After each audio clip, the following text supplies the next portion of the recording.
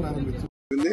ముఖ్యంగా ఈ ప్రభుత్వం వచ్చిన దగ్గర నుంచి సీసీ రోడ్లు, అదేవిధంగా గ్రామీణ ప్రాంతాల్లో విలేజ్ టు విలేజ్ కనెక్ట్ చేసేదానికి తార్ రోడ్లు, ఒక సబ్ స్టేషన్ 4 కోట్ల రూపాయలతో వినియోగంలో తీసుకొచ్చాం.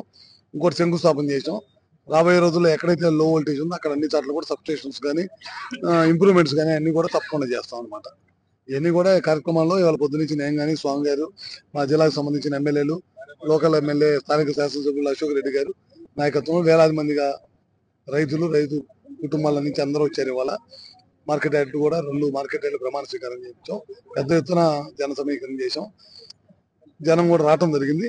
అదే కాకుండా ఈ ప్రభుత్వం అధికారంలోకి వచ్చిన తర్వాత ఏమేం చేశాం కార్యక్రమాలు కూడా ప్రజలకు వివరించాం అనమాట.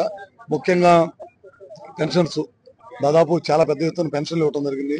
34,000 కోట్ల రూపాయలు, 64 లక్షల పెన్షన్స్ దాదాపు ఈ దేశం మొత్తం మీద ఎవరు ఇవ్వనని పెన్షన్స్ ఈ రాష్ట్రంలో ఇస్తున్నాం.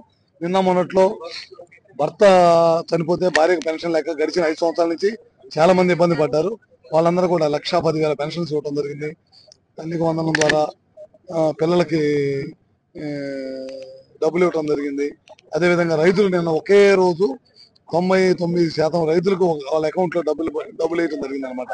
దాదాపు 48,000 కోట్ల రూపాయల పైన డబ్బులు వేయడం జరిగింది. బస్సులు రేపు ఆర్టీసీ బస్సు ప్రయాణం గురించి కూడా రేపు ఆగస్టు 15 నుంచి చేస్తాము. ముఖ్యంగా వేవర్స్ కి పవర్ లూమ్స్ కానీ లేకపోతే మామూలు లూమ్స్ కానీ దాదాపు 500 యూనిట్లు పవర్ లూమ్స్ కి, మామూలు లూమ్స్ కి అయితే 200 యూనిట్లు కరెంటు ఉచితంగా ఇవ్వడం జరిగింది. రాబోయే రోజుల్లో షాపులు పెట్టుకొని, బార్బర్ షాపులు పెట్టుకొని చిన్న బార్బర్ షాపుల ద్వారా బతికే వాళ్ళకు కూడా 200 యూనిట్లు ఇచ్చే ప్రక్రియ ముఖ్యమంత్రి గారు చేస్తా ఉన్నారు. తొందరలో వాళ్ళకు కూడా ఇస్తాము.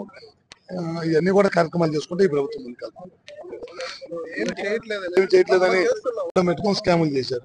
చూశారు, మీరు లెక్కలు చూశారు, ఎంత పెద్ద ఎత్తున దోపిడీ చేశారు.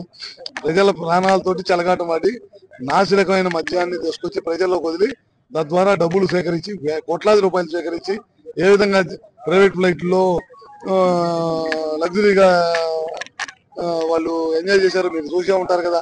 కట్ల నోట్లు ఎక్కడ పడ్డా కోట్లాది రూపాయల నోట్లు దొరుకుతా ఉన్నాయంటే దాన్ని బట్టి అర్థం చేసుకోవచ్చు ఈ రాష్ట్ర ప్రజల సంపద ఏ విధంగా జగన్ ప్రభుత్వం కొల్లగొట్టింది.